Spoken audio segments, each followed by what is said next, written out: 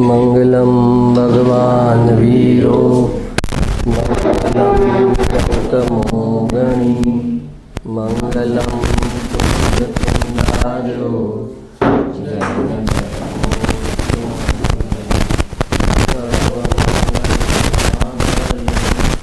सर्वकल्याणकारकं राम सर्वं जैनं जयतु शासनं जैनं जयतु शासनं।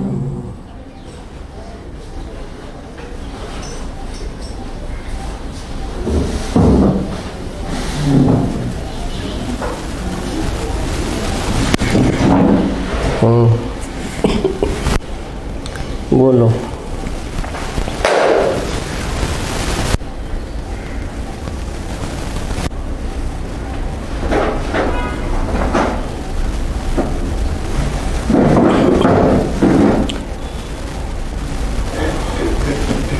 बोलो, कुछ पूछने का है कि चालू करूं मैं अपना?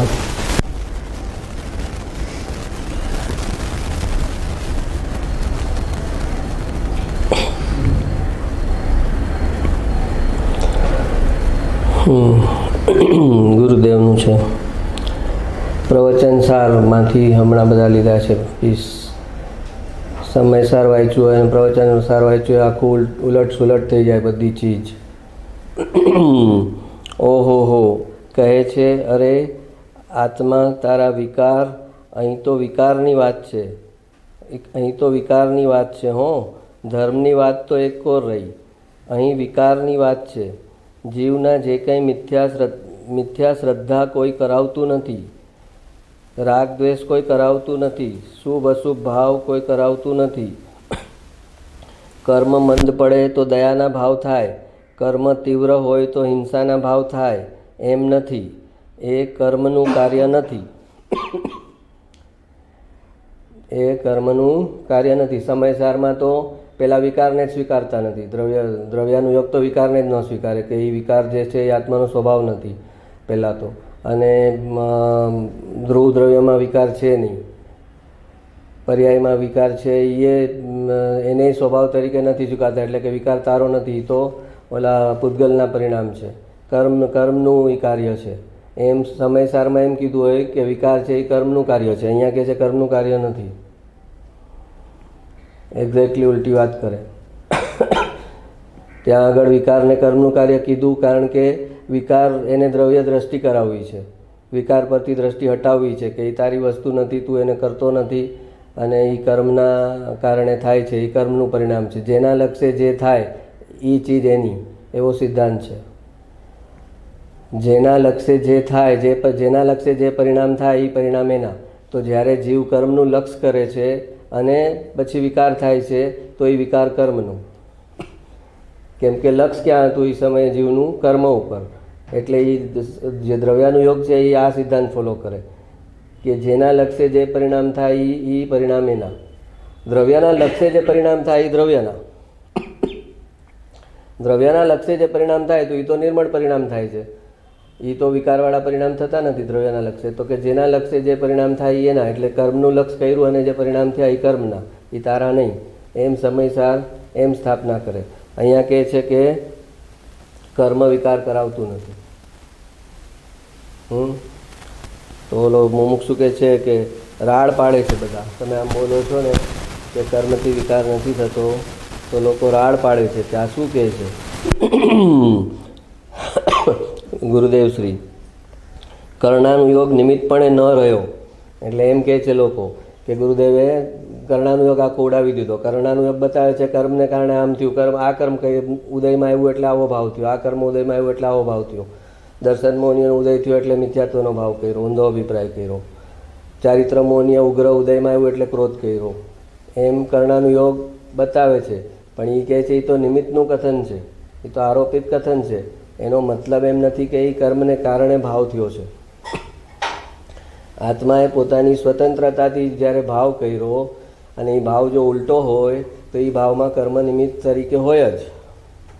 એ ભાવ મલિન હોય તો એમાં કર્મ નિમિત્ત તરીકે હોય જ.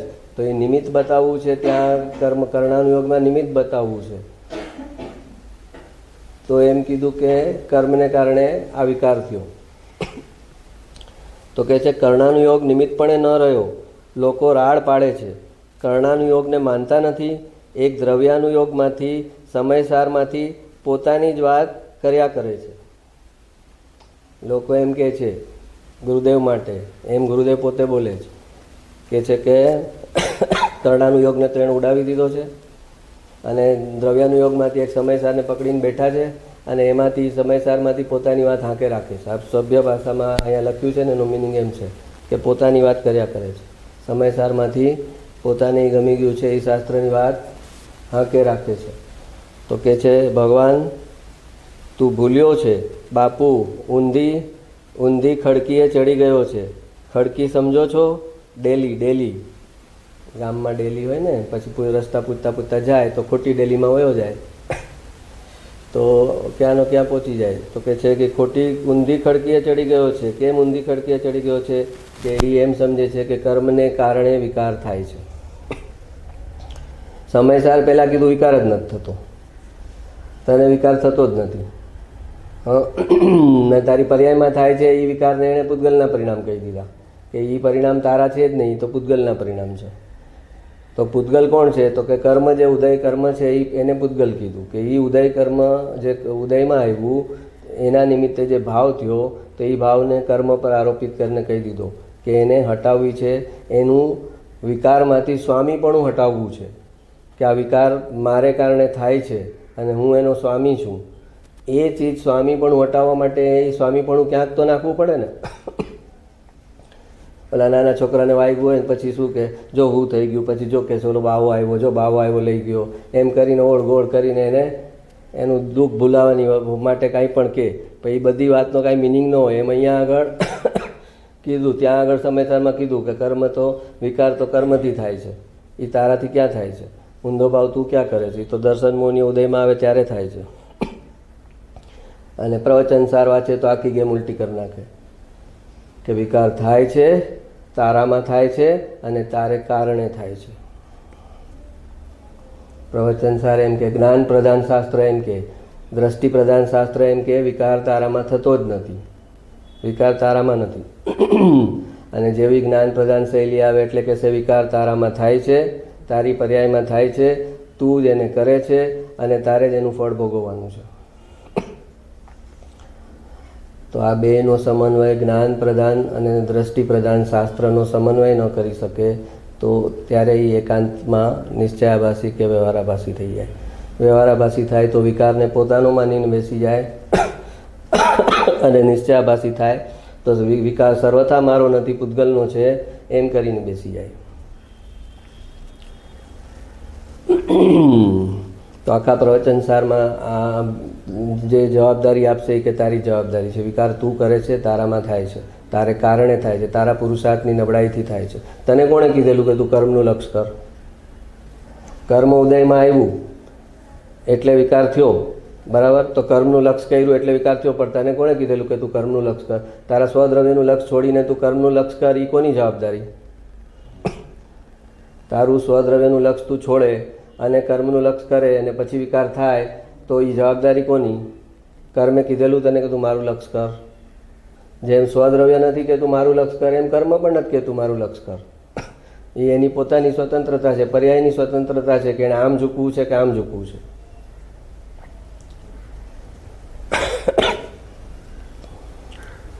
કર્ણાનુયોગ નિમિત્તપણે ન રહ્યો એમ કે છે. કર્મથી વિકાર નથી થતો એમ કે છે ને ગુરુદેવ સમયસાર આખામાં કે વિકાર કર્મથી વિકાર નથી થતો. વિકાર જ પહેલાં તો કે સ્વીકારતા નથી. ત્યાં ધ્રુવની વાત ચાલે છે એટલે એમાં તો વિકાર જ સ્વીકારતા નથી કે વિકાર છે જ નહીં મારામાં. અને છે તો પર્યાયમાં છે અને એ પર્યાય જે છે એ પૂતગલના પરિણામ છે, એ જીવનો સ્વભાવ નથી. કેમ કે જે ટળી જાય એને સ્વભાવમાં સ્વીકારે નહીં દ્રવ્યાનુયોગ. જે ટળી જાય એને સ્વભાવમાં ન સ્વીકારે, પણ એ ટળી જાય એક સમય પૂરતો છે. એ જે એક સમય પૂરતો છે એ પોતાનો સ્વભાવ છે. એક સમય પૂરતો છે તો એ જે સ્વતંત્રતા છે, ભાવમાં ઊંધા ભાવ કરવાની જે સ્વતંત્રતા છે એ એની પોતાની છે. તો ત્યાં આગળ આવશે કે એ જીવનો જ સ્વભાવ છે એક સમયનો.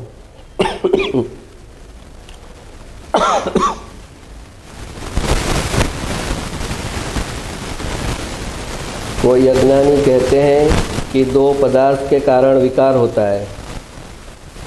पति पत्नी दो होकर पुत्र होता है. फलाना ऐसा होता है, ढिकना ऐसा होता है.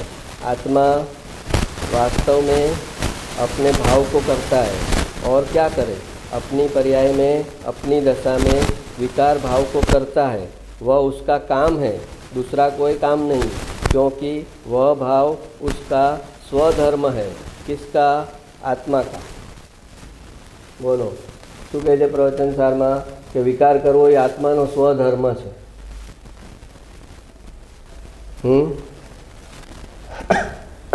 વિકાર કરવો એ આત્માનો સ્વધર્મ છે. તો એનો મતલબ શું? તો મતલબ એ કે વિકાર એની પર્યાયમાં થાય છે અને એને કારણે થાય છે, એટલે એનો ધર્મ. ધર્મ એટલે એકચ્યુઅલ ઓલી નિર્મળ પર્યાય ધર્મ નહીં, નિર્મળ પર્યાયવાળો ધર્મ નહીં. ધર્મનો અહીંયા મતલબ એમ છે કે એની પર્યાયમાં એના પુરુષાર્થની નબળાઈથી થાય છે, અને થાય છે એટલે એનો ધર્મ છે. ધર્મ છે એટલે કે એનો ગુણ છે, એનો સ્વભાવ છે, એક સમયનો એનો સ્વભાવ છે. એવો ઊંધો અભિપ્રાય કરવો, ઊંધો ભાવ કરવો એ પણ એનો પોતાનો સ્વભાવ છે, જળનો સ્વભાવ થોડી છે.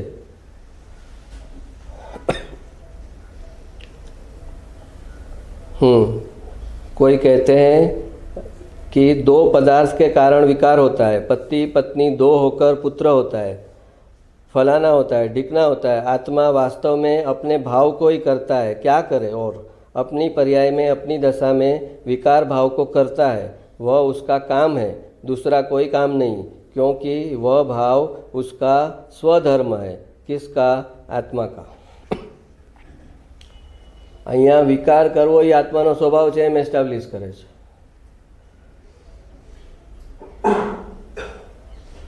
અને ત્યાં કહેશે કે વિકાર કરવો એ સ્વભાવ નથી, એ વિભાવ છે, અને એ વિભાવનો કરતા તું નથી, તું સ્વભાવનો કરતા છે. તો કઈ વાત, કઈ અપેક્ષા છે? એ બંને બાજુથી આ જ્ઞાન અને દ્રષ્ટિ એ મધ્યસ્થ કરે છે. આ તરફ ઝૂકવા દે છે ને આ તરફ ઝૂકવા દે છે. વિકાર મારો પણ છે અને મારામાં જ છે, અને છતાં એમાં મારાપણું કરવાનું નથી.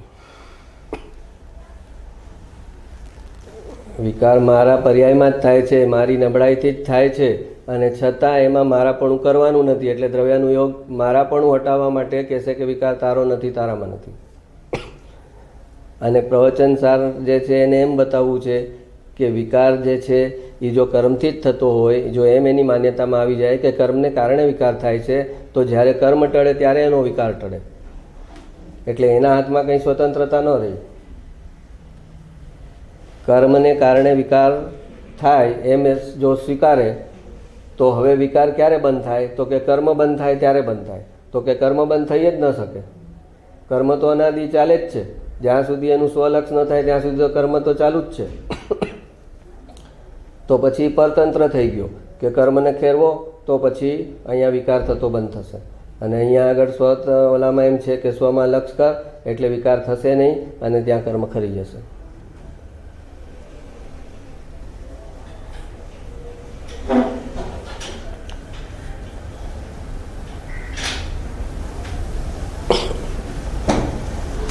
જ્ઞાન પ્રદાન શૈલી હોય, જવાબદારી આપે પર્યાયની, અને જે દ્રવ્ય શ્રદ્ધા પ્રદાન, દ્રષ્ટિ પ્રદાન શાસ્ત્ર હોય એ પર્યાયની જવાબદારીમાંથી મુક્ત કરે.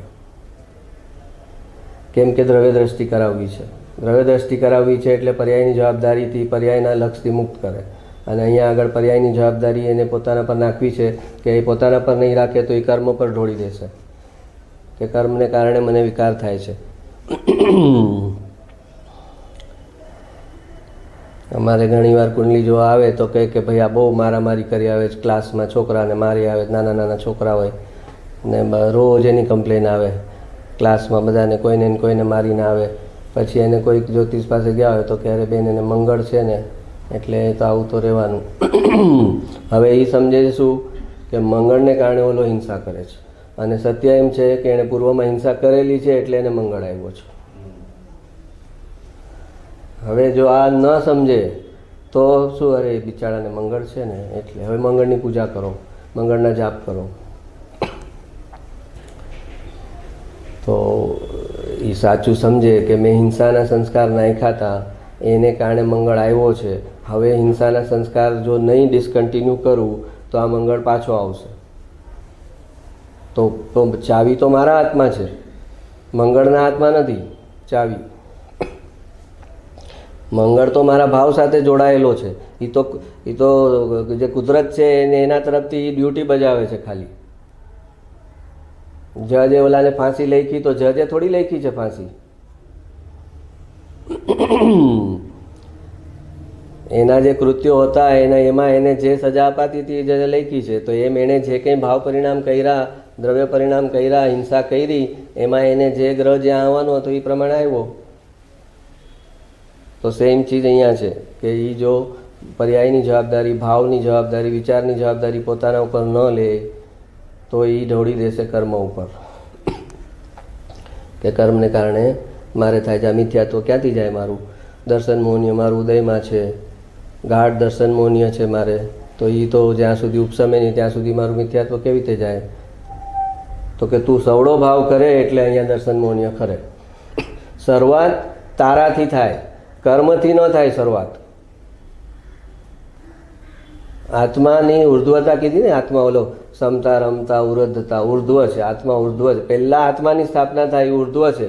દરેક ચીજની ઉપર આત્મા છે, ત્યાંથી શરૂઆત થાય કે એ સવડું પરિણામ કરે એટલે ઓલું કર્મ ખરે.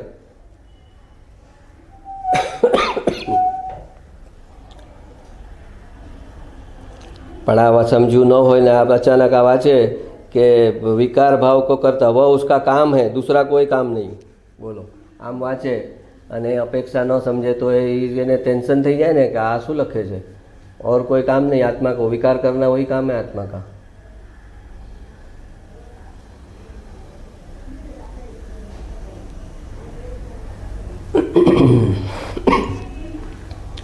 પણ પ્રવચનસાર ગુરુદેવ 19 વાર નથી લીધું, પ્રવચન સમયસાર 19 વાર લીધું છે. એટલે એ દ્રઢ બેસી ગયું છે લોકોને જે કે વિકાર मेरे में होता नहीं है, विकार मेरा परिणाम नहीं है, विकार मेरे में नहीं है, विकार પૂતગલ का परिणाम है. એ સમયસારની જે શૈલી છે એ એને 19 વાર સમજાવ્યું છે એટલે એ બેસેલી છે.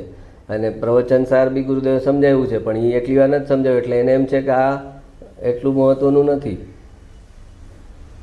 પણ દ્રષ્ટિ પ્રધાન શાસ્ત્ર જે છે એમાં દ્રષ્ટિ દ્રઢ થાય એ પછી જ્ઞાનમાં આવવાનું હોય. દ્રષ્ટિ જ્યારે ચોખ્ખી થતી જાય એ પછી જ્ઞાન તરફ આવવાનું હોય અને જ્ઞાનની અપેક્ષા એ વાતને સમજવાની હોય. અને એ દ્રષ્ટિને જ્ઞાનનો સમન્વય થાય ત્યારે મધ્યસ્થ જ્ઞાન થાય અને સમ્યક દર્શન થાય.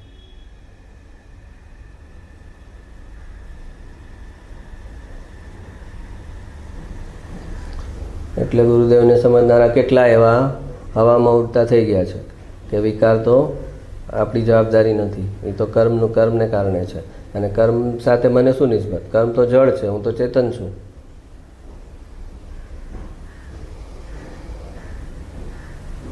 અને પણ પ્રવચનસાર પેલું ન સમજાવી શકાય. પહેલાં તો પછી દ્રષ્ટિ જે દ્રઢ કરવી છે એમાં તકલીફ પડે. પ્રવચનસાર કેમ ગુરુદેવ સમયસાર સમજાવ્યું 19 વાર, પ્રવચનસાર 19 વાર કેમ ન સમજાવ્યું? કેમ કે દ્રષ્ટિ દ્રઢ કરવી પહેલું મહત્વનું છે કે વિકાર तेरा नहीं है, तेरा स्वभाव नहीं है विकार करना, राग करना तेरा स्वभाव नहीं है, राग तेरे में है ही नहीं. એ વાતને એસ્ટાબ્લિશ કરવી પહેલાં જરૂરી છે.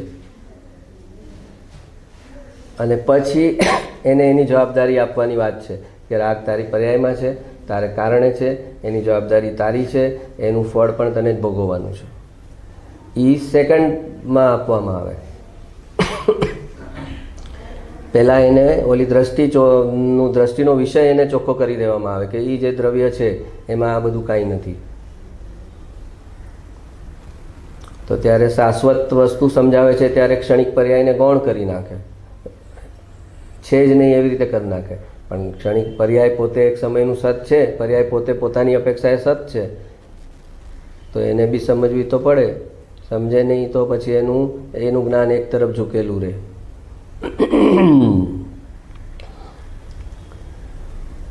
તો આપણે બંને બાજુથી ફોકસ થાય છે એટલે બાકી એક જગ્યાએથી સમયસર ચાલતું હોય ને વાંચતા હોય તો એને આવે ત્યારે એવું કડવું લાગે कि विकार करना आत्मा का काम है, उसका स्वधर्म है।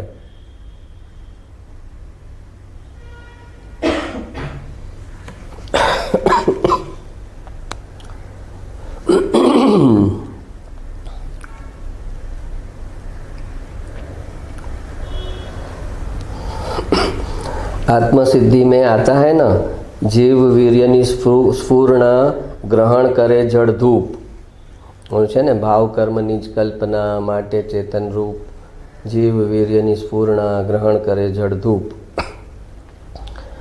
જ્યારે આત્મા ભાવ કર્મ કરે છે ત્યારે ભાવ કર્મ નિજ કલ્પના, એ આત્માએ કરેલી કલ્પના છે અને એને કારણે એ ચેતનવંત છે, એ ચેતનાથી ભરેલા છે। ભાવ કર્મ જળ નથી। શિષ્ય એમ પ્રશ્ન કરે છે કે કર્મ તો જળ છે, તો પછી એને કેવી રીતે ખબર પડે કે આને મારે આ સજા આપવાની છે, આને મારે આ સજા આપવાની છે?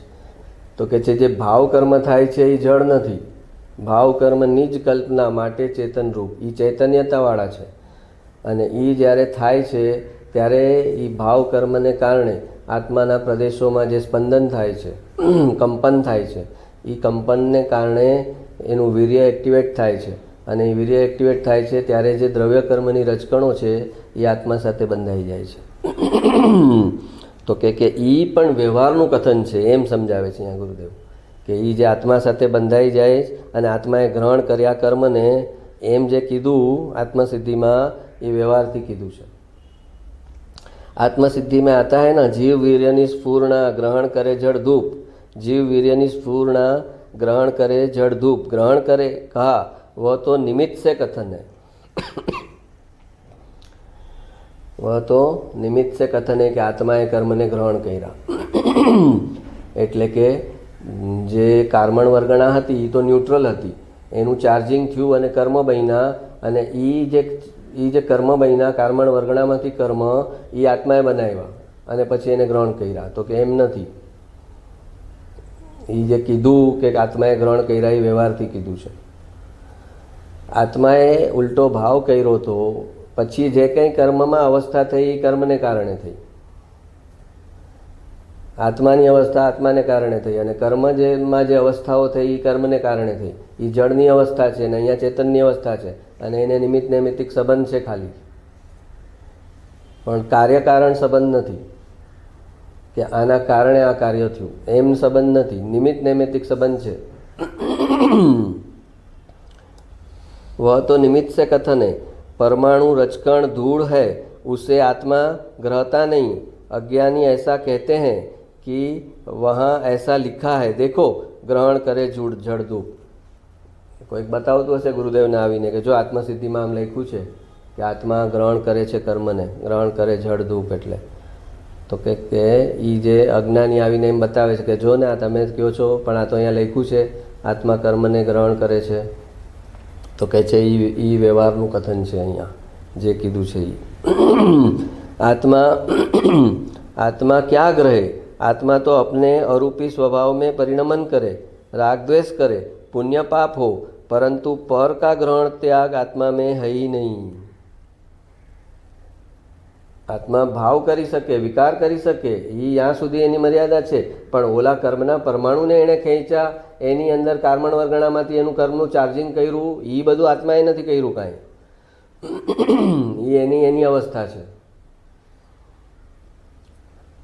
અહીંયા મલિન ભાવ આત્મા જ કરે છે એમ બધી જગાએ બતાવશે કે કેમ કે નિષેધ એમ કરવો છે કે એ કર્મને કારણે મલિન ભાવ નથી થતો। મલિન ભાવ આત્મા પોતે પોતાની સ્વતંત્રતાથી, પોતાની નબળાઈથી પોતે કરે છે એમ એસ્ટાબ્લિશ કરવું છે અહીંયા। એટલે કહેશે કે आत्मा क्या करे, राग द्वेष कर सकता है, पुण्य पाप का भाव कर सकता है, परंतु पर का ग्रहण त्याग आत्मा में है नहीं। એટલે જડ અને ચેતનને અહીંયા સેપરેટ બતાવે છે કે દ્રવ્ય કર્મ જે બંધાય છે એ એની પોતાની પર્યાય છે, જડની પર્યાય છે। આત્મા એટ ધ મોસ્ટ ભાવ કર્મ કરી શકે, પણ આત્મા ઓલા કર્મના પરમાણુને ખેંચી શકે એ આત્માની સત્તાની બહારની વાત થઈ ગઈ, પર્યાય જ નથી. આત્માનું અસ્તિત્વ છે દ્રવ્ય ગુણ પર્યાય, તો એની પર્યાયમાં જે વિકાર કરે, પુણ્ય પાપના ભાવ કરે, મિથ્યાત્વના ઊંધા ભાવ કરે, ત્યાં સુધી આત્મા છે. પણ તમે કહો કે એ મિથ્યાત્વનો ભાવ કરી અને એણે ઓલા દર્શન મોહની એના પરમાણુને એણે ખેંચ્યા આત્માએ અને આત્મા સાથે બંધાણા, એ વાત જે છે એ નિમિત્તનું કથન છે.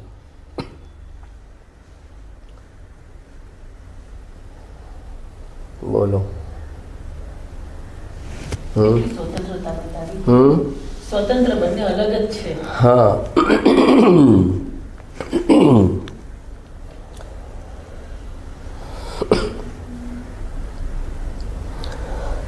तो मकान बना सकते हैं कि नहीं आत्मा? तो आत्मा मकान बना सकते हैं कि नहीं? अपने आप ही बनता है. अभी जयपुर में ₹1,00,000 का मकान बनाया है, वहाँ 50,000 का बनाया. लो, बनाया कि नहीं? वहाँ भगवान ना कहते हैं कि पर द्रव्य की पर्याय का आत्मा ग्रहण त्याग बिना का है, तो पर द्रव्य कोई परिणमने वाला है नहीं. કે મકાન થયું તો આ કર્યું કોઈએ, તો કે આત્માએ કાંઈ નથી કર્યું. આત્માએ એકદમ મોસ્ટલી મકાન કરવું એવો ભાવ કર્યો હોય, પણ એના આપણે હમણાં લખ્યું હતું કુંભારને ઘડાનું કે કુંભારે ઘડો નથી કર્યો, પણ ઘડો કરવાનો ભાવ કર્યો છે. ઘડો કરવાનો ભાવ કુંભારને થયો છે જ્યારે ઘડો બન્યો ત્યારે. પણ અચ્છા, એ ભાવ કુંભારને થયો, એવો રાગ થયો એટલે ઘડો બન્યો એમ પણ નથી.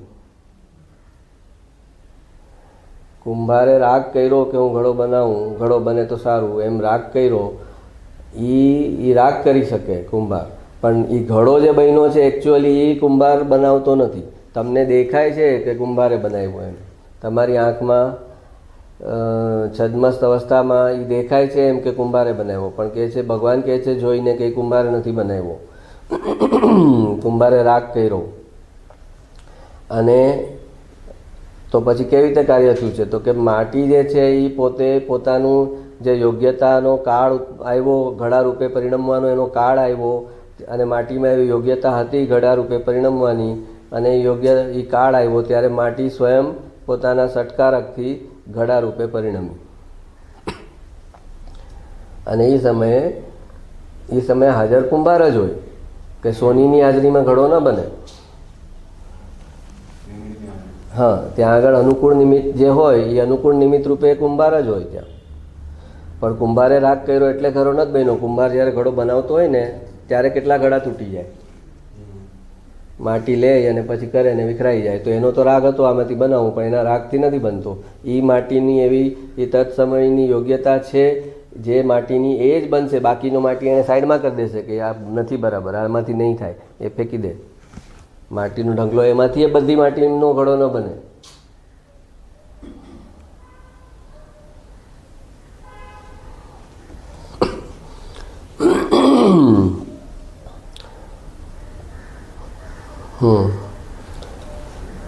वहाँ भगवान ना कहते कि पर द्रव्य की पर्याय का आत्मा पर द्रव्य को परिणमने वाला है नहीं.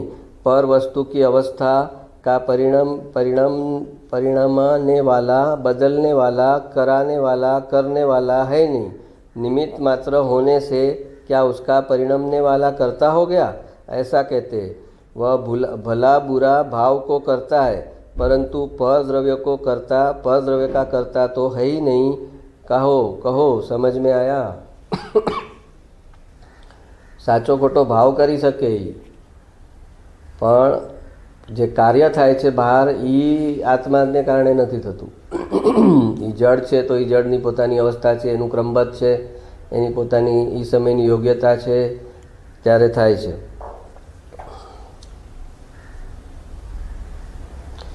इतनी तो स्पष्ट बात है, तो भी लोग कहते हैं कि कर्म से विकार होता है, कर्म से विकार होता है, कर्म बिना होता नहीं, ऐसी तकरार करते हैं.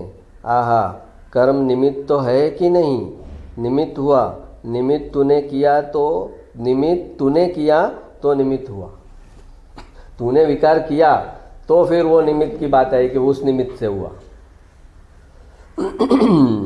निमित्त हुआ, निमित्त तूने किया तो निमित्त हुआ, तूने विकार किया तो कर्म को निमित्त मात्र कहने में आया।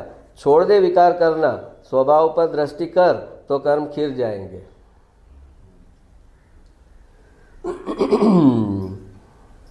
કે છે કે તે વિકાર કર્યો એટલે પછી કર્મ પર આરોપ આવ્યો કે આ કર્મના ઉદયથી વિકાર થયો।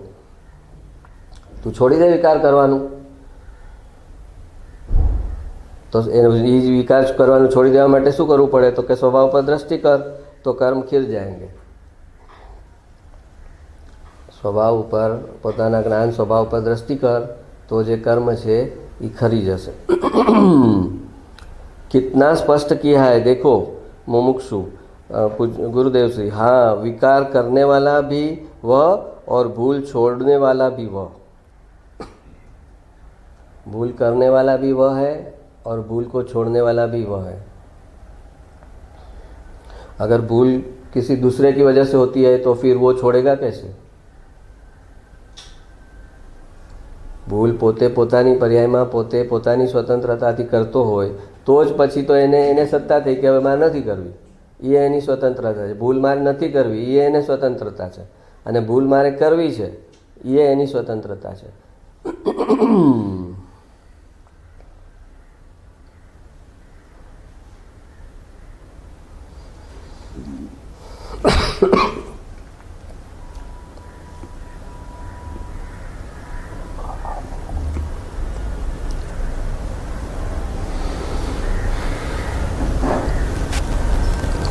ऐसा स्वतंत्र परिणमन सब द्रव्य का अपने से है। ऐसा निर्णय हो तो परद्रव्य का परिणमने वाला मैं, परिणमाने वाला मैं, ऐसा अहंकार उड़ जाए। आ समझे कि जड़नी अवस्था बधी जड़ प्रमाणे थई रही है अने मारा परिणाम पर मारी सत्ता है, मारा जे भाव परिणाम थाय छे एटले सुधी मारी सत्ता है, અને બહાર જે થઈ રહ્યું છે એના પર મારી સત્તા નથી એમ સમજે તો મારે કારણે આ થયું, મારે કારણે આ થયું, મારે કારણે આ થયું, એ જે અહંકાર છે એ અહંકાર ઉડી જાય। કે બહાર જે પણ થાય છે એ એના ઉપર મારી કાંઈ સત્તા નથી। મારા પરિણામ છે એ મારી અંદર થાય છે ને એ હું કરું છું અત્યારે એટલે સુધી વાત છે, પછી આગળ કહેશે એ પરિણામ પણ તું નથી કરતો। અત્યારે વાત એટલી છે કે કુંભાર રાગ કરે છે, પછી કે કુંભાર રાગ ન કરી શકે, રાગ એના ક્રમ પ્રમાણે છે ત્યારે કુંભારે ખાલી રાગને જાણ્યો છે, પણ એક એક સ્ટેપ્સની વાત હોય। જ્યારે ઓલવાનો નિષેધ કરવો છે કે કુંભારે ઘડો બનાવ્યો એ વાતનો નિષેધ કરવો છે ત્યારે એટલી જ વાત કરશે કે કુંભાર ઘડો ન બનાવી શકે, કુંભાર ઘડો બનાવવાનો રાગ કરી શકે। પછી એનાથી આગળની વાત આગળ કરશે કે કુંભાર ઘડો બનાવવાનો રાગ બી ન કરી શકે। કરી શકે એટલે શું? નતો થવાનો ને એને કર્યો, કરી શકે એટલો મતલબ કે નતો થવાનો રાગ એ સમયે અને કર્યો તો કે ના ભાઈ રાગ જે છે એના ક્રમ પ્રમાણે એના ક્રમબદ્ધ પ્રમાણે હતો અને એને જ્ઞાનમાં જણાણો છે કે આવો રાગ થયો મને। એ રાગનો કરતા નથી, એ જ્ઞાનનો કરતા છે। રાગનું એને જ્ઞાન કર્યું છે ખાલી, તો એની જ્ઞાનની પર્યાય પર લાવશે કે એની પોતાની જ્ઞાનની પર્યાય છે એનો એ કરતા છે। રાગનો કરતા જ્યારે ઉડાવવો હશે ત્યારે કહેશે કે એની જે જ્ઞાનની પર્યાય છે એનો એ કરતા છે, રાગની પર્યાયનો કરતા નથી। પહેલાં તો કહેશે કે ઘડાનો કરતા નથી, એ ઉડાવવું છે તો કે ઘડાનો કરતા નથી પણ ઘડો બનાવવાના રાગનો કરતા છે, બરાબર। પછી ઘડો બનાવવાના રાગનો કરતા છે એ ઉડાવવું છે તો કે ના ના રાગ એ કરતો નથી, રાગને જાણે છે, એ રાગ જણાણો જ્ઞાનમાં એ જ્ઞાનનો કરતા છે। અને પછી જ્ઞાનની પર્યાય જે છે એનું કરતાં પણ ઉડાવવું છે તો કે જ્ઞાનની પર્યાયનો જે જ્ઞાનની પર્યાય તો ક્રમબદ્ધ થઈ રહી છે એનો એ કરતા નથી। જ્ઞાને અનંત કાળ સુધી એને કયા સમયે શું જાણવાનું છે એ પર્યાય તો નિશ્ચિત છે। એના જ્ઞાનમાં કઈ ચીજ જ્ઞેય બનશે એ તો ફિક્સ છે। તો એ તો એને કર્યું, જ્ઞાન એને કર્યું છે એમ કેવી રીતે કહી શકાય? જ્ઞાન થયું અને એ જ્ઞાન થયું એમાંથી આમ પણ વટાવવા માટે કહેશે કે એ જે જ્ઞાન થઈ રહ્યું છે તને એ તું નથી પણ જ્ઞાયક જે છે એ તું છો।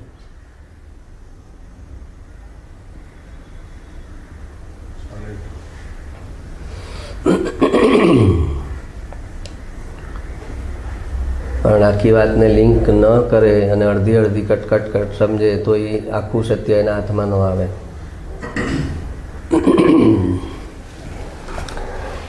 ऐसा स्वतंत्र परिणमन सब द्रव्य का अपने से है. ऐसा निर्णय हो तो पर द्रव्य को परिणमाने वाला मैं ऐसा अहंकार उड़ जाए. यहाँ तो जहाँ तहाँ अहंकार करता है. मैं किया मैं किया मैं किया मैं किया भाई, अथवा मैंने नहीं किया मुझे आया नहीं. बोलो, બે તરફનું કરતાપણું બતાવે છે. મારી ભૂલને કારણે આ થયું, મને ન આવડ્યું, આ મારાથી આ ન થઈ શક્યું, અને મારાથી ન થઈ શકવું એનો અફસોસ, અને મારાથી થઈ શક્યું એનો અહંકાર. તો કે એ બંને મિથ્યા છે. ન થઈ શકવું એ પણ તારી માન્યતા છે કે તું કરી શકતો જ નહોતો. ન થઈ શકાનો મતલબ ક્યાં છે? કેમ કે કર્યું ત્યારે તે માનેલું છે ભ્રમણામાં કે મેં કર્યું છે, એટલે હવે નથી થતું ત્યારે થાય છે કે મારાથી નથી થતું. એવો આગલો ઊંધો અહંકાર છે. એ પછી એ ઊંધો અહંકાર અફસોસ રૂપે વ્યક્ત થાય કે અરે મારી ભૂલથી આમ થઈ ગયું, મારાથી નથી થતું. એ તારો અહંકાર છે એ અફસોસ રૂપે વ્યક્ત થાય છે. અહંકાર શીર્ષાસન કરે ત્યારે અફસોસ થાય, બની જાય. અહંકાર શીર્ષાસન કરે ને ત્યારે અફસોસ બની જાય. અરે મારી ભૂલ જો મારે કારણે આમ થયું ને. એ કરીને કેટલું આર્થ ધ્યાન કરે. એ ક્યારે કરે કે જ્યારે કર્યું હોય ત્યારે એટલા જ રસના અને ગર્વના પરિણામ કર્યા હોય. જ્યારે એનાથી થયું હોય ત્યારે એટલા જ ગર્વના રસના પરિણામ કર્યા હોય. ત્યારે ન થાય. જ્યારે જે મધ્યસ્થ જ્ઞાન છે એ તો જ્યારે થયું ત્યારે એમ નથી સમજતો કે મારાથી થયું છે. તો જ્યારે નથી થતું ત્યારે પણ એમ નથી સમજતો કે મારા કારણે નથી થતું. એ મારી સત્તા જ નહોતી, ત્યારે પણ નહોતી ને આજે પણ નથી.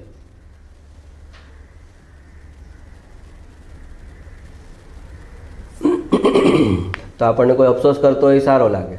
બીજું એ અફસોસમાં એનો અહંકાર જોવાનો, એના અફસોસમાં છુપેલો અહંકાર છે.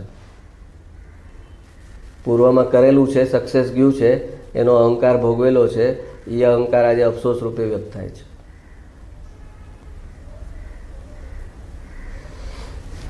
તો કહે છે કે પહેલા કહે છે મેં કિયા મેં કિયા મેં કિયા, અથવા मैंने नहीं किया मुझे आया नहीं मुझे समझ में बराबर नहीं आया तो काम बिगड़ गया, मेरी समझ में नहीं आया तो काम बिगड़ गया. मूड है, कौन ऐसा कहता है पर में बिगड़ना सुधरना तेरा परिणाम के कारण से है. वो तो जड़ के पर्याय अपने कारण से बिगड़ती सुधरती है.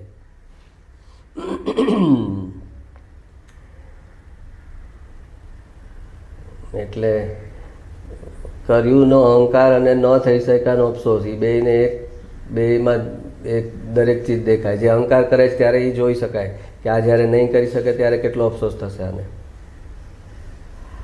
અને આ જે નથી કરી શકતો એનો અફસોસ કરે છે એ, તો એમાં જોઈ શકાય કે અગર એના પુણ્યના ઉદયથી એ નિમિત્ત બની ના કરશે જ્યારે, તો એને કેટલો અહંકાર થશે.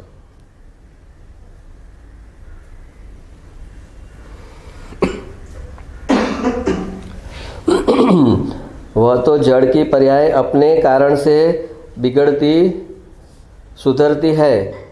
कैसे होगा भाई? होशियार आदमी को दुकान पर बैठा दे तो उससे फर्क पड़ता है क्या? हाँ, કે હોશિયાર ધંધામાં હોશિયાર માણસને બેસાડો એટલે બરાબર કરે બુદ્ધિથી. હા, માલ લેવે બુદ્ધિ કરે. શેર બજારમાં બરાબર બુદ્ધિ લગાવે. જરાક ઓલા ચાર્ટિસ્ટને બેસાડો, એને ચાર્ટ બરાબર જોઈને કે ભાઈ આ શેરનું ક્યારે છે, એનું અપ ટ્રેન્ડ શું બતાવે છે, તો કે એવી બુદ્ધિથી તને પૈસા આવવાના છે. પુણ્યનો કરંટ આવતો હશે તો અને એ સમયે બુદ્ધિ કરી હશે તો એ તો એનું ઓર વધારે નીચે લઈ જશે કે હા મારી બુદ્ધિથી થયું આ. પુણ્યનો કરંટ આવતો હશે ને એની બુદ્ધિ સવડું ફળ આપશે તો એને થશે હા જોયું મારું જજમેન્ટ જ હતું. કાલે માર્કેટ નીચેથી ટર્ન થશે જ અહીંયાથી, મારું જજમેન્ટ જ હતું. હા, બોટામ આવી ગઈ છે માર્કેટની. આ બધા કંઈક જોયા છે અહંકાર કરનારા, જૂઠા અહંકાર. ચાલતી ગાડીએ ચડી જવાનું. કેટલી વાર તું ખોટો પડ્યો એ તું કહીશ? ચાલ, આજે તારા પ્રમાણે બરાબર તારું જજમેન્ટ ગયું, એ તો બરાબર, એ તો તે કીધું. પણ તું કેટલી વાર ખોટો પડ્યો, તે સોચ્યું તેનાથી ઉલટું થયું, એ ક્યારે થયું એ તે કીધું કોઈને? તો નિયમ એવો છે કે જો બુદ્ધિથી થઈ રહ્યું છે, બુદ્ધિથી પૈસા આવી રહ્યા છે, તો બુદ્ધિ તો તારી સેમ છે ને, તો પછી કાયમ આવવા જોઈએ બુદ્ધિથી. તારી બુદ્ધિથી પૈસા જવા ન જોઈએ, એક પણ વાર તને લોસ ન થવો જોઈએ. તો કે એવું તો થતું નથી ભાઈ. હે હા, પણ એવું ગાઢ પુણ્ય બનાવી આવીને આવ્યો હોય, પાપાનું બંધી ગાઢ બનાવ્યું હોય, ગાઢ બનાવ્યું હોય, એટલે એનું જજમેન્ટ રોંગ જાય જ નહીં. દરેક વખતે એનું જજમેન્ટ રાઈટ પડે, અને એ રાઈટ પડે એનાથી એને ઓર વધારે ભ્રમણા બેસી જાય કે હું કરું છું તો થાય છે, મારા કારણે થાય છે.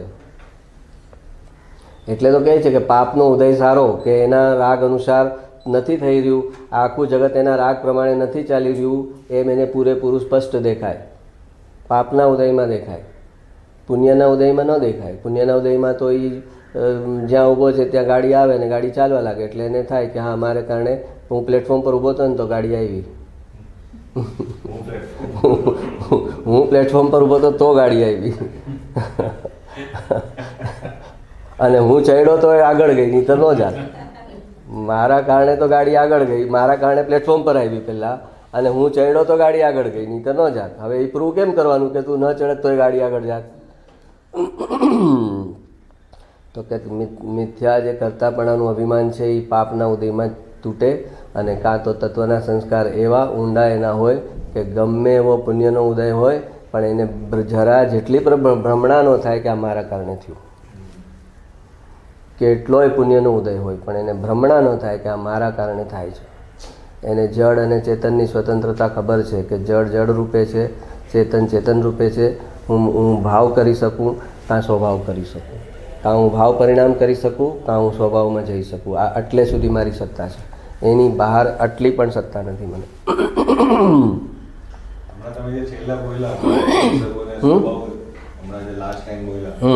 અને પેલા જે સમજાવ્યું એ થયું ને કામ ભાવ કરી શકું, કામ સ્વભાવમાં જઈ શકું, એ આત્માની મર્યાદા છે. પછી જેટલું ડિટેલમાં હમણાં લીધું કે ભાવ વિકારી પણ થાય અને કા સ્વભાવમાં પણ પરિણામે અને કા વિકાર પરિણામે, અને એ જ મારી સત્તા છે. એનાથી આગળ હું કાંઈ નથી કરી શકતો.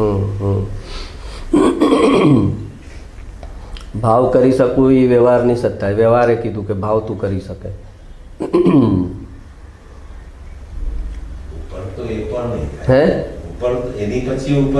હા, સ્વભાવમાં જ્યારે સ્થિર થશે ત્યારે તો ભાવ પણ નહીં થાય.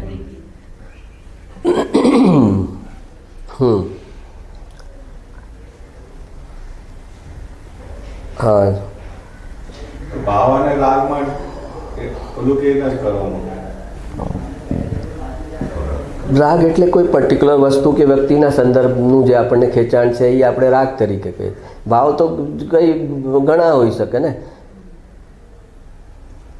ભાવ ઘણા હોય. ભાવ ખરાબ હોય એ અલગ થઈ ગયું. અને રાગ એટલે મારે આ કરવું છે કે આ થયું. રાગ અને ભાવ એ સચ સેમ જ. રાગ બી જે થશે એ ભાવ પ્રમાણે જ થશે કે આ ગરીબને ખવડાવવું, તો એ રાગ થયો ગણો એમ ગણો કે ભાવ થયો એમ ગણો, વાત તો એક જ છે.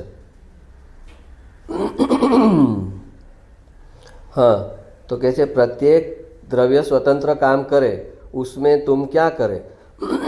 यहाँ तो कर्म की विचित्रता का प्रश्न किया है. ज्ञानावण्य में स्थिति, रस का फेरफार, अपकर्षण हो उत्कर्षण हो, कर्म की स्थिति बढ़ जाए घट जाए, अनुभाग बढ़ जाए फेरफार हो जाए, एक प्रकृति दूसरे रूप पलट जाए, संक्रमण हो जाए. क्या कहते हैं, अनंतानुबंधी में विसंयोजन हो जाए. इतनी विचित्रता पुद्गल में है तो आत्मा के कोई परिणाम के कारण से उसमें होता है कि नहीं? नहीं, आत्मा करता है नहीं. वह पुद्गल के परमाणु की ऐसी योग्यता से विचित्रता होती है. आत्मा का परिणाम अशुद्ध परिणाम निमित्त मात्र है. આપણે કહે છે ને કે કર્મનો અનુભાગ ઘટી ગયો, તમે આ સ્વાધ્યાય સત્સંગ કર્યો એટલે કર્મનું ઓલું થઈ ગયું, એની એના સ્થિતિ અનુભાગ ઘટી ગયા. ગાઢ કર્મ હતું એના સ્થિતિ અનુભાગ ઘટી ગયા. તો એ તો આપણે કહીએ છીએ, વ્યવહારથી કહીએ છીએ કે આત્મા એનામાં લીન થયો એટલે અહીંયા થયું, પણ આત્માને કારણે અહીં નથી થયું. એ પોતાની કર્મની જે સ્વભાવ હતો, એ પૂતગલ પરમાણુનો પોતાનો સ્વભાવ હતો, એને કારણે થયું છે. એક અસાતાવેદન્યનું કર્મ હોય, આખું સાતાવેદન્યમાં પલટી થઈ જાય, સંક્રમણ થઈ જાય. એટલે અસાતા કર્મનો બંધ પડ્યો અસાતા, અને એટલું એનું ધર્મ ધ્યાન થાય કે એ અસાતા સાતામાં કન્વર્ટ થઈ જાય. તો પણ એ જે કર્મમાં થાય છે એ કર્મને કારણે થાય છે, એનો કરનારો આત્મા નથી. જ્ઞાનાવણ્ય ઘટ્યા વૈદા, એના સ્થિતિ અનુભાગ ઘટ્યા, એ બધું જે થયું તો કે એ સાલું શ્રેણિક રાજાએ 7મી નરકનું આયુષ્ય હતું, પછી કહે કે પહેલી નરકનું થઈ ગયું, તો એને એટલા કર્મ, તો કે એ જે બી થયું કર્મમાં જે થયું એ કર્મને કારણે થયું છે. અહીંયા ભાવમાં એને જે ફેરફાર થયો એ આત્માનું છે, એટલું આત્માનું છે.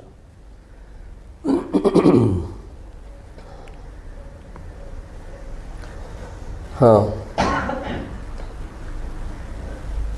नहीं, आत्मा करता है नहीं, वह पुद्गल के परमाणु की ऐसी योग्यता से विचित्रता होती है. आत्मा का परिणाम अशुद्ध परिणाम निमित्त मात्र है, शुभाशुभ अशुद्ध परिणाम निमित्त मात्र है. निमित्त मात्र होने पर भी जिस परमाणु में ज्ञानावण्य होने की लायकात थी वे ज्ञानावण्य हुए, जिसमें साता होने की लायकात थी वे साता रूप हुए, असाता होने की लायकात वाले असाता रूप हुए. नाम कर्म में यश कीर्ति की पर्याय होने वाला परमाणु वह हुआ. गोत्र का परमाणु परिणमने वाला था तो वह हुआ. परमाणु की पर्याय में ऐसी योग्यता है उस पुद्गल से हुआ है, आत्मा से नहीं. ओहो, भारी बात भाई, बड़ा सिद्धांत. કે એનું યશ કર્મ છે કે આત્મા આપણે કહે કે એનું હવે આવું કરે છે એટલે નામ કર્મ ખરાબ થશે. લાસ્ટ ટાઈમ જ આપણે લીધેલું કે એ પોતે ક્રેડિટ ના આપે એટલે નામ કર્મ ખરાબ થાય. તો એ વ્યવહારમાં એમ બોલાય કે એણે એવું અબજસ કર્મ બાંધ્યું, પણ એ અબજસ દ્રવ્ય કર્મ જે છે એ જે બંધાણું એ ન્યુટ્રલ કાર્મણ વર્ગણામાંથી કર્મ બન્યું. એક કાર્મણ વર્ગણા છે અને એમાંથી કર્મ બન્યું એટલે કે એનું ચાર્જિંગ થયું છે કંઈક. એ જે ચાર્જિંગ થયું છે એમાં અહીંયા આપણે જે ઓલી ગાથામાં કીધું કે આત્માના પ્રદેશોમાં સ્પંદન થયું એને કારણે ઓલામાં ચાર્જિંગ થાય છે. એ નિમિત્તનું કથન છે. આત્માના પ્રદેશોમાં જે કંપન થયું છે એ એની પર્યાય છે, અને એ સમયે કર્મમાં જે થયું છે એ એની પર્યાય છે.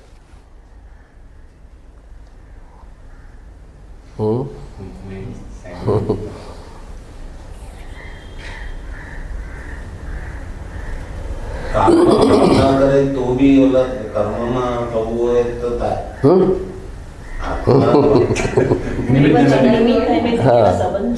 હવે સિદ્ધ ભગવાન ભાવ નથી કરતા તો પછી ત્યાં કર્મનો એને એવો યોગ બી નથી ત્યાં કર્મનો સામે એ પ્રમાણેનો.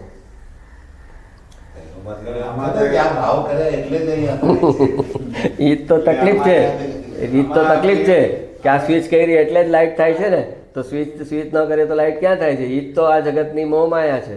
એ માયા એ જે કીધું કે માયા, કૃપાળુએ કીધું કે આ જગત આખું સંસાર આખો માયાથી બનેલો છે, અને એ માયા અને ભ્રમણા ઓર વધતા જાય એવા જ પ્રસંગો બને છે કે જીવના એ માયા ઓર વધતા જાય. માયા કેમ કે આ પંખો મારે બંધ કરવો, આ સ્વિચ બંધ કરી એટલે પંખો બંધ થયો, એમ જ મને દેખાય છે. એ બે સેપરેટ છે કે આ પંખાની જે પર્યાય હતી ફરવાની એ અલગ પરમાણુ છે, અહીંયા સ્વિચ આમ થઈ અલગ પરમાણુ છે, એને કાંઈ કનેક્શન નથી. મેં ભાવ કર્યો એને સ્લો કરવાનો એ રાગ છે એ અલગ છે, અહીંયા સ્વિચ દબાવી એ અલગ છે, અને પંખો ઊભો રહ્યો એ અલગ છે. એને સેપરેટ જોવું, નથી દેખાતું છતાં જોવું, એ મિથ્યાત્વ ટાળવાનો ઉપાય છે. કે દેખાશે તો જ્યારે કેવળ જ્ઞાનમાં થઈશ ત્યારે દેખાશે કે આ સેપરેટ છે, પણ અત્યારે તો કેવળ જ્ઞાનીએ જે કીધું છે એના પર શ્રદ્ધા મૂકીને ચાલ કે એ કહે છે તો એમ જ છે.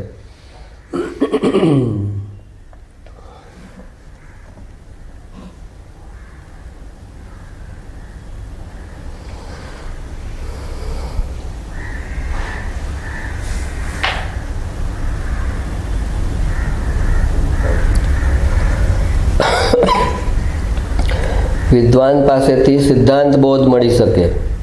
સિદ્ધાંત બોધ એટલે આ દ્રવ્ય ગુણ પર્યાય નિમિત્ત ઉપાદાન ષટકારક સમવાય એ બધું સિદ્ધાંત બોધ આવે દ્રવ્યાનું યોગનું. ભક્ત પાસેથી ઉપદેશ બોધ મળી શકે કે આ સંસારના કામો છે, કોઈ કોઈનું નથી, તારા કરેલા કર્મો કામ આવશે, તારા પુણ્ય પાપ તારી સાથે આવશે, એ બધું ઉપદેશ બોધમાં આવે. ભક્ત પાસેથી ઉપદેશ બોધ મળી શકે. સિદ્ધાંત બોધ અને ઉપદેશ બોધનો સુમેળ જ્ઞાની પાસે જ હોય છે. એકલો સિદ્ધાંત બોધ લીધા કરે તો નિશ્ચયાભાસી થઈ જાય, ભાવ શૂન્ય થઈ જાય. અને એકલો ઓલો ઉપદેશ બોધ લીધા કરે તો એને આત્માનું જે સ્વરૂપ સમજવાનું છે એ સ્વરૂપ જ છૂટી જાય કે એકચ્યુઅલ આત્મા શું છે. તો એ બંનેનો જે સમન્વય કરે તો એને સ્વરૂપ પણ સમજાય અને એ સ્વરૂપમાં પોતાની ભૂમિકા અનુસાર કેવી રીતે આગળ વધવાનું છે એ પણ સમજાય.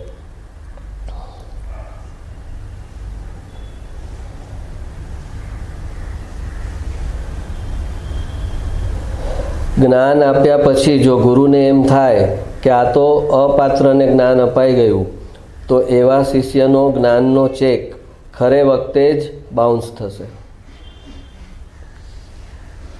હા, ખરે વખતે એટલે ક્યારે? જ્યારે સમાધિ મરણ કરવાનો કાળ હશે ને ત્યારે. આકરા કર્મનો ઉદય હશે ને એમાંથી એને ભેજ્ઞાન કરીને હટવાનું હશે ને ત્યારે એનું જ્ઞાન કામ નહીં કરે. ખરે વખતે ઓલા એકલવ્યને ઓલા ગુરુએ શાપ આપ્યો હતો ને કે તું ભલે મારી ગેરહાજરીમાં ચોરી છુપે મને ગુરુ બનાવીને ત્યાં વિદ્યા લીધી છે પણ તને ખરે વખતે કામ નહીં લાગે. એ પછી આગળ શું થયું એ અલગ સ્ટોરી છે.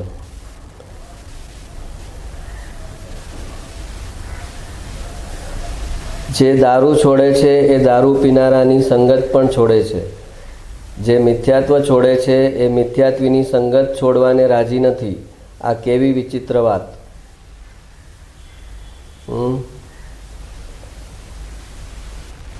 આમાં કંઈ સમજાવવાનું તો નથી.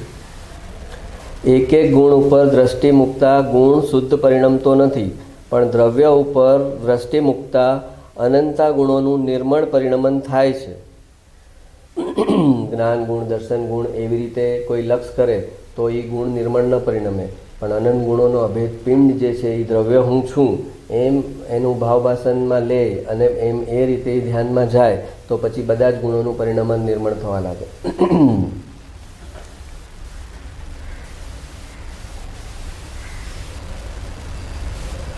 નિશ્ચયાભાસી બુદ્ધિની મર્યાદા નથી સમજતો. વ્યવહારાભાસી ભાવની મર્યાદા નથી સમજતો. બુદ્ધિ અને ભાવની પાર જે જાય એને સ્વભાવની પ્રાપ્તિ થાય. નિશ્ચયાભાસી બુદ્ધિની જે મર્યાદા છે, તર્કની જે મર્યાદા છે એ નથી સમજતો. અને વ્યવહારાભાસી જે છે એ ભાવની મર્યાદા નથી સમજતો કે કેટલોય શુભ ભાવ કરું, કેટલોય શુભ ભાવ કરું, પણ એનાથી સ્વભાવની પ્રાપ્તિ ન થાય. એ ભાવની મર્યાદા છે, એને મારે એની સાથે ભેદજ્ઞાન કરીને મારે અંદર જવાનું છે. હા, એ અનુકૂળ પ્લેટફોર્મ છે. શુભ ભાવ જે છે, પ્રશસ્ત રાગ છે, એ અનુકૂળ પ્લેટફોર્મ છે. ત્યાંથી ભેદજ્ઞાન કરીને ઇઝીલી અંદર જઈ શકાય.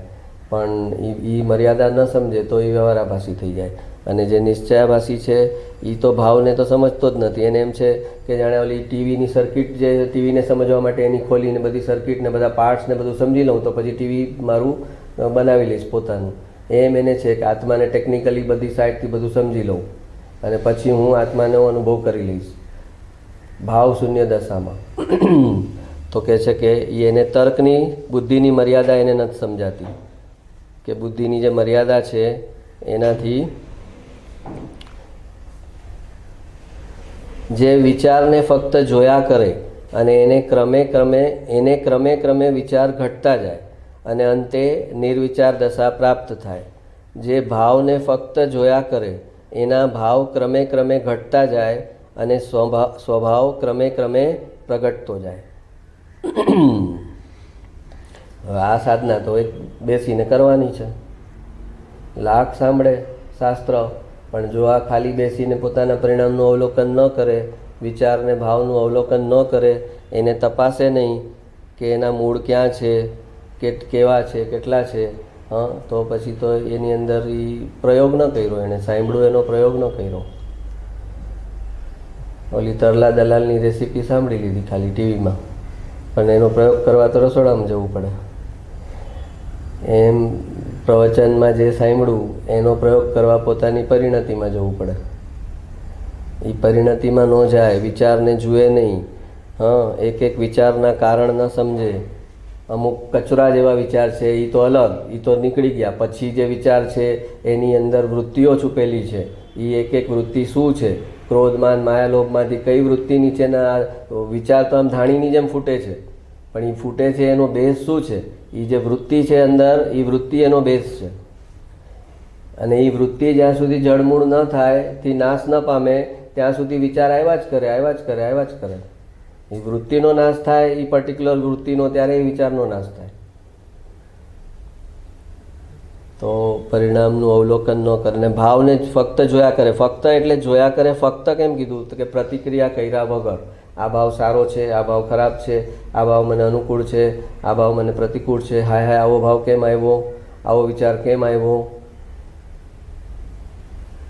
પછી ખાલી બેસે તો થાય કે કેવું કેવું આવે અંદરથી. હા, બેસી ન શકે તું, એવું આવે. તને થાય કે આ ક્યાંથી આવ્યું, આ પણ તારું નાખેલું છે. એટલે એ વ્યસ્ત રહે છે ને, એટલે તો એ વ્યસ્ત રહે છે, બિઝી રહે છે. એ બિઝી શું કામ રહે છે? કોઈને ને કોઈ પ્રવૃત્તિ શું કામ કરે છે? કે આ અંદર જોવું ન પડે મારે. અંદરનું પોતાની જે સેલ્ફ છે એકચ્યુઅલ, એ મારે જોવી ન પડે. તો એ તારી એ જે કદરૂપી સેલ્ફ છે એ તું ન જોઈ. અંદરને આત્મા સુંદર સુંદર છે, એ આત્મા સુંદર તને દેખાઈ જાય. કેટલાય જંગલ વટાવવા પડે પછી બગીચો આવે. કેટલાય જંગલ વટાવવા પડે. તો વિચારને ફક્ત જોયા કરે, એને ક્રમે ક્રમે વિચાર ઘટતા જાય અને અંતે નિર્વિચાર દશા પ્રાપ્ત થાય. જે ભાવને ફક્ત જોયા કરે, એના ભાવ ક્રમે ક્રમે ઘટતા જાય અને સ્વભાવ ક્રમે ક્રમે પ્રગટતો જાય.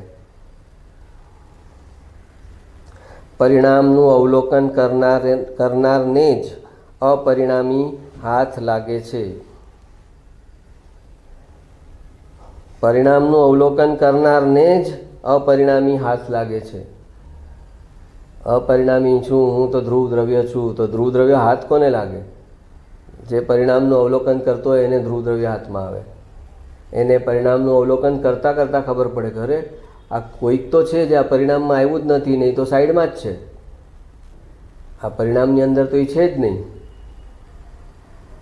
તો એ કોને ખબર પડે? કે જે પરિણામનું અવલોકન કરતો હોય એને અપરિણામીનું જેમ ખબર પડે કે અપરિણામી પરિણામમાં નથી આવ્યું. એનું ભાન પરિણામને અવલોકન કરતાં કરતાં જ થાય છે. કે જે અપરિણામી છે એ એક બાજુએ છે, એ પરિણામમાં આવતું જ નથી. અને એ હું છું, આ પરિણામ હું નથી, એનું આમ પણ અહીંથી અહીંયા ટ્રાન્સફર ક્યારે થાય? એ પરિણામનું અવલોકન કરતો હોય એના હાથમાં અપરિણામી આવે. અને હું અપરિણામી ધ્રુવ દ્રવ્ય છું એમ સમજીને નિશ્ચયાભાસી પરિણામને જ જોતો નથી. તો પરિણામ અપરિણામી દેખાશે ક્યાં? તારા પરિણામમાં જ દેખાશે. અપરિણામીનો અનુભવ ક્યાં થશે? અપરિણામીનો અનુભવ પરિણામમાં થશે. અને એ પરિણામને તું જોતો નથી, તો અનુભવ કેવી રીતે થશે?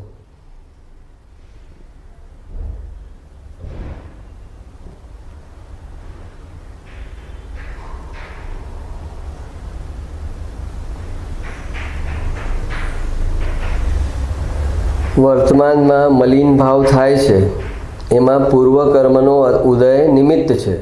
અને નવા કર્મનું બંધન થાય છે, એમાં વર્તમાન મલિન ભાવ નિમિત્ત છે. અનાદિકાળથી આ ઘટના ચાલી રહી છે. વર્તમાનમાં મલિન ભાવ કર્યો, કેમ થયો? તો કે એ પૂર્વકર્મ ઉદયમાં આવ્યું અને એણે વર્તમાનમાં મલિન ભાવ કર્યો. અને હવે આ વર્તમાનમાં મલિન ભાવ કર્યો એટલે નવા નવા કર્મો પાછા એને લાગ્યા. જૂનું કર્મ ઉદયમાં આવ્યું એટલે એણે મલિન ભાવ કર્યો. આ મલિન ભાવ કર્યા એટલે નવા કર્મ એને પાછા લાગ્યા. અને એ ચાલ્યા કરે ચક્કર. તો કે એને આ વિશેષ સર્કલને બ્રેક કેવી રીતે કરવાનું? તો કે વર્તમાન એ જે કર્મનો સંયોગથી જે કર્મનો ઉદય છે, જે ત્યાં દ્રષ્ટિ સમય ન કરે અને એ સમય સ્વભાવની દ્રષ્ટિ કરે, તો પછી નવો મલિન ભાવ ઉત્પન્ન ન થયો અને આ જૂનો મલિન ભાવ ખરી ગયો.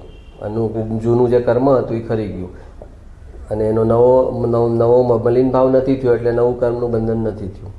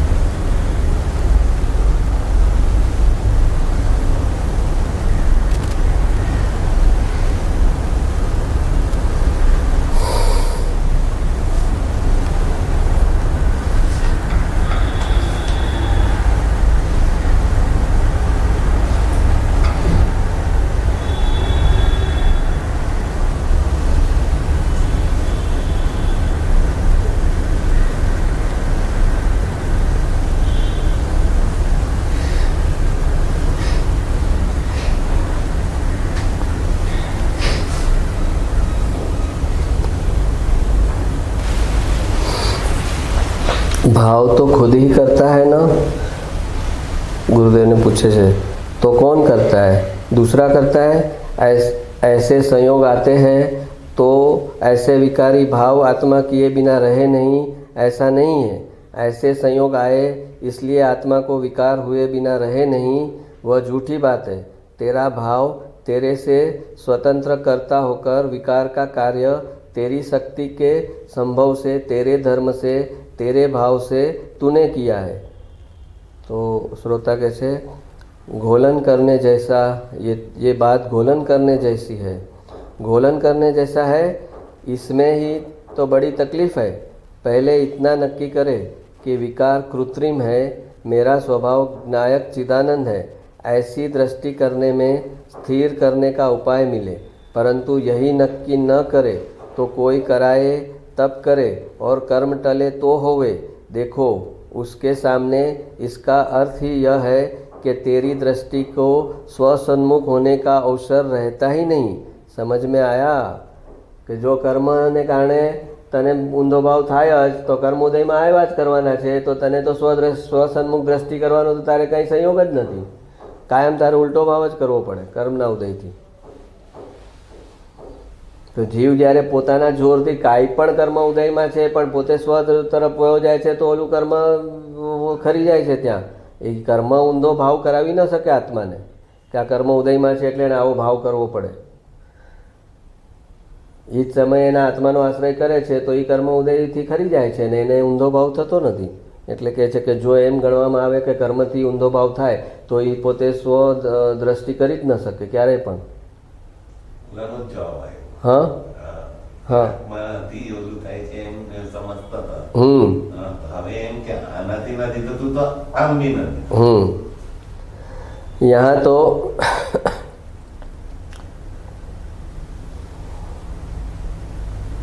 तो मैं वहीं चूक जाऊंगी।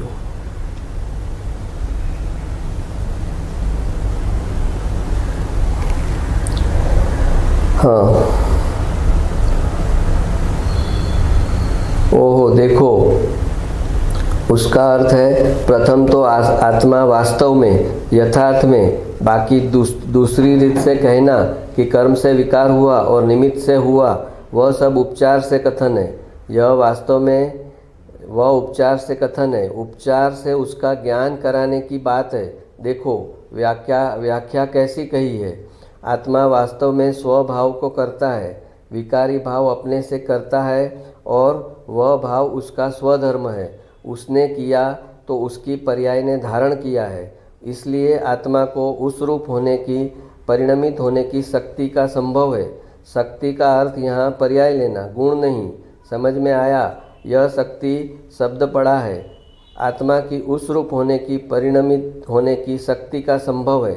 उसका अर्थ गुण नहीं है, पर्याय में उस समय की शक्ति का संभव है। वह पर्याय की शक्ति से विकार होता है, गुण नहीं, द्रव्य में नहीं। पर्यायनी एक समयनी जे शक्ति है ये शक्ति थी विकार उत्पन्न थाय छे, गुणनी अंदर के द्रव्यनी अंदर विकार नहीं।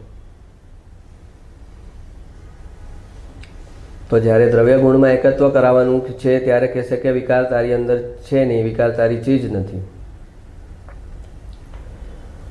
પણ પર્યાય બી તો તારી જ ચીજ છે ને। દ્રવ્ય દ્રષ્ટિ કરાવવા માટે પર્યાયને ગૌણ કીધી। જો પર્યાયને એમ ટોટલ હે કરી નાખે તો એ વેદાંતવાળો થઈ ગયો। વેદાંતવાળો કહે છે પર્યાય નથી અને જૈન ધર્મ બી કહે છે પર્યાય હે, તો એ બેમાં ફરક જ ન રહ્યો। ફરક છે। વેદાંતવાળો સર્વથા पर्याय हे कहे छे कि आत्मा परिणमतो ज नथी, कूटस्थ छे, शाश्वत छे, एमां परिणाम ज नथी, एम कहे छे वेदांत। ज्यारे जैन धर्म एम थोड़ी कहे छे, ये पर्यायने हे गौण करीने हे करे छे।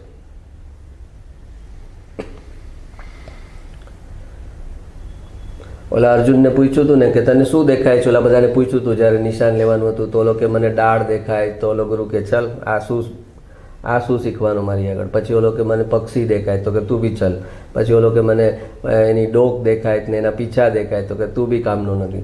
પછી અર્જુન આવ્યો ને એને પૂછ્યું કે શું દેખાય? તો કે જે પક્ષીની આંખ વીંધવાની છે એ એક ચીજને છોડીને મને તો બીજું કાંઈ નથી દેખાતું।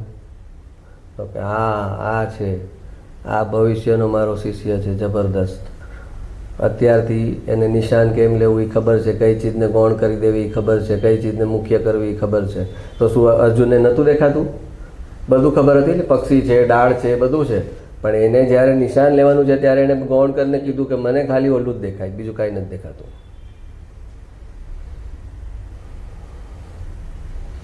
તો પક્ષીની આંખ પક્ષી વગર હોય અધર લટકતી? હા, અર્જુન એમ કહે છે મને તો પક્ષીની આંખ જ દેખાય, પક્ષી નથી દેખાતું. તો પક્ષીની આંખ અધર તો ન હોય ને, તો એ પક્ષીની આંખને સ્વીકારી, એમાં પક્ષીને સ્વીકારી જ લીધું. પક્ષીની આંખને સ્વીકારી એમાં પક્ષીને સ્વીકારેલું છે, એ ગૌણ રૂપે સ્વીકારેલું છે. એમ જૈન ધર્મએ પર્યાયને જ્યારે હે કીધી છે તો એ પર્યાય કોની છે? દ્રવ્ય પર્યાય વગર હોય જ નહીં એમ ખબર છે, અને એમ કીધું પર્યાય હે છે, અને દ્રવ્યને સ્વીકાર્યું તો દ્રવ્ય પર્યાય વગર હોય જ નહીં, તો ઇનડાયરેક્ટલી પર્યાય સ્વીકારી જ છે.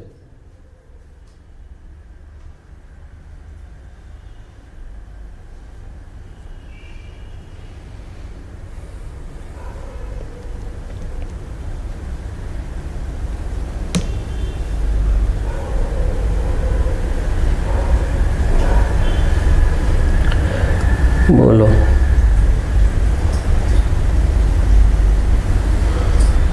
ઘણું વાક્ય લેવામાં પરિણામી અપરિણામી સાથે અભેદ થાય ત્યારે અનુભવ થાય.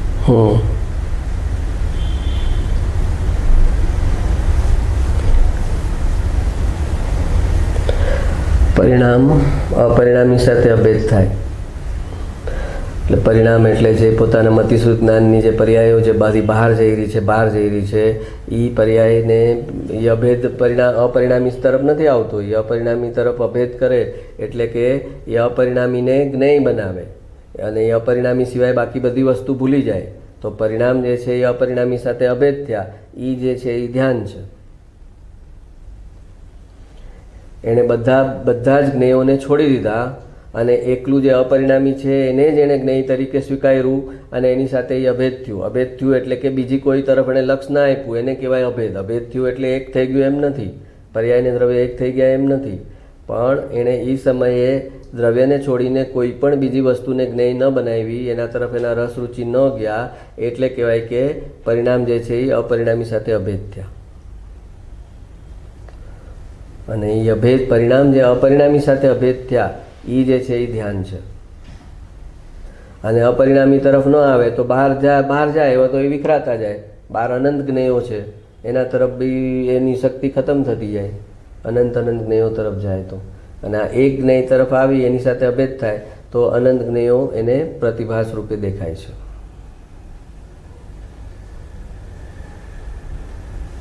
બારમાં બી જાય છે ત્યારે અભેદ જ થાય છે અને મિથ્યા દ્રષ્ટિ થાય છે. બારમાં જાય છે વિષયોમાં અભેદ થાય. હા, ત્યાં એ રસપૂર્વક ત્યાં થાય છે. બહાર એના રસ રુચિ ગયા, એવી રીતે એના સ્વદ્રવ્યમાં રસ રુચિ આવ્યા તો ત્યાં અભેદ થયો એમ કહેવાય. બહાર જ્યારે રસ રુચિ કરે ત્યારે બહાર અભેદ થાય છે. એના પરિણામ બહાર અભેદ થાય છે તો એનું ફળ 4 ગતિ છે, અને અંદર જ્યારે અભેદ કરે તો એની મોક્ષ ગતિ છે.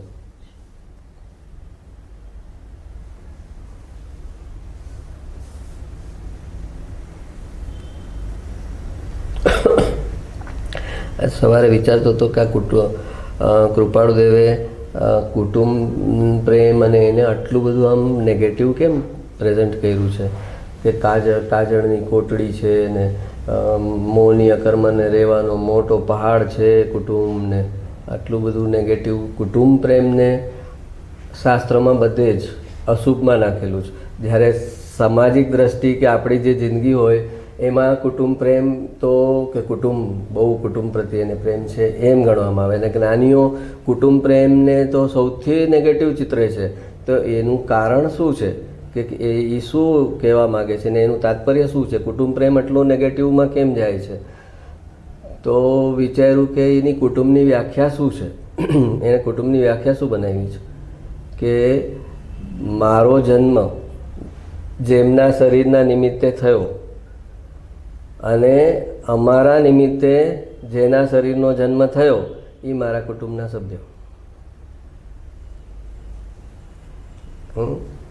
આખો સંબંધ શેની સાથે છે? મારો જેમના નિમિત્તે મારો જન્મ થયો અને મારા નિમિત્તે જેનો જન્મ થયો એ મારા, હા, તો એ કેટલા સમયની રમત છે?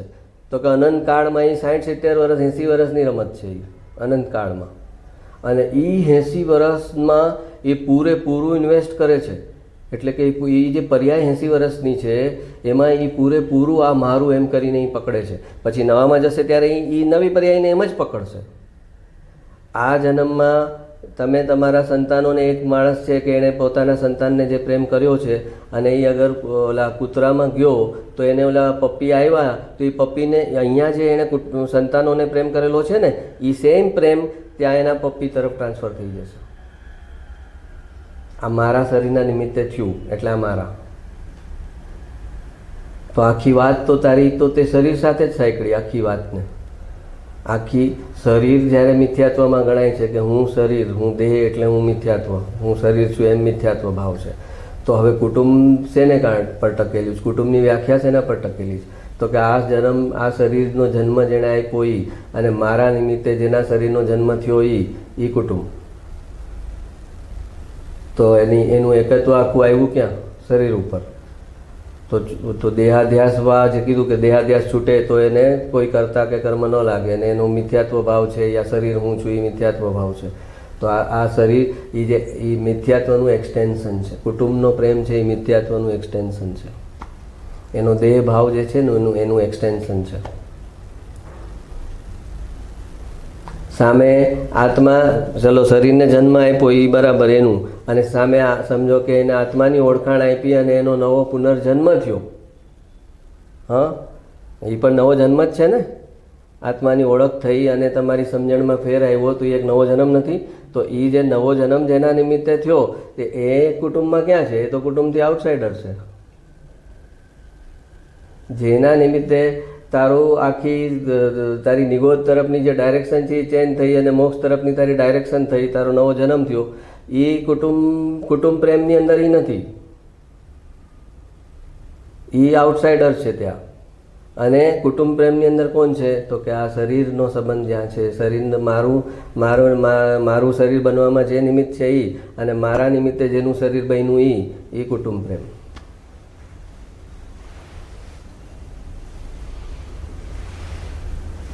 તો જ્ઞાનીને જે આઉટસાઇડર ગણે છે તો એના કુટુંબ એવા જ અજ્ઞાનીઓના કુટુંબમાં જ એનો જન્મ થવાનો છે.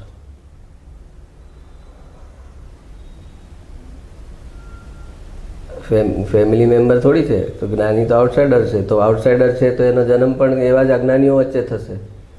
જ્ઞાનીઓના કુટુંબમાં એનો જન્મ નહીં થાય.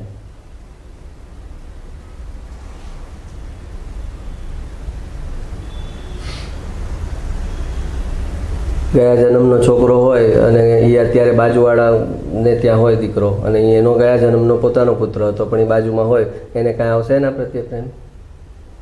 તો એ અવધિ જ્ઞાનથી યાદ બી અપાવી દે કે આ જે બાજુમાં છે ને એ તમારો ગયા જન્મનો પુત્ર છે, તોય આવશે એને ફિલિંગ? નહીં આવે. આપણને એમ છે જ્ઞાન થઈ જવાથી ભાવ ના આવે. જ્ઞાન થઈ જવાથી ભાવ ના આવે કાંઈ. એકત્વ તો એનું અત્યારના શરીર પ્રમાણે છે ને, એનું એકત્વ તો અત્યારના શરીરમાં છે. તો અત્યારના શરીરના નિમિત્તે જે થયું છે એમાં જ એનો ભાવ જાય. એને લાખ કહી દે કે તારો ગયા જન્મનો છે આ, તો એ ભાવ ન આવે એવો.